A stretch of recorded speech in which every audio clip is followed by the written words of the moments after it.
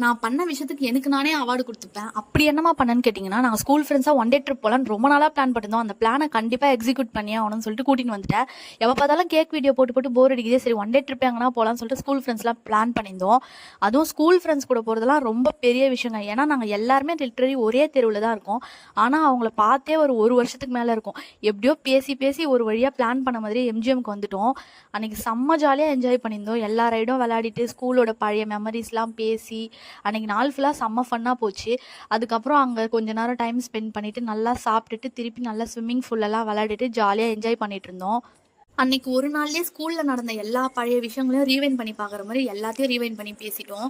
செம்ம ஜாலியாக இருந்தது. ஒரு மறக்க முடியாத எக்ஸ்பீரியன்ஸாக இருந்தது. இந்த மாதிரி இன்னும் நீங்கள் ஸ்கூல் ஃப்ரெண்ட்ஸ் கூட யார் யாரெல்லாம் டச்சில் இருக்கீங்கன்னு சொல்லிட்டு மறக்காமல் கமெண்ட் பண்ணுங்கள். எத்தனை பேர் இன்னும் ஸ்கூல் ஃப்ரெண்ட்ஸ் கூட ஃப்ரெண்ட்ஸாகவே இருக்கீங்க அப்படின்னு பார்க்கலாம். அதுக்கப்புறம் என்னங்க ஜாலியாக தண்ணியிலலாம் விளையாடிட்டு வீட்டுக்கு வந்துட்டோம். அவ்வளோதான். பாய்.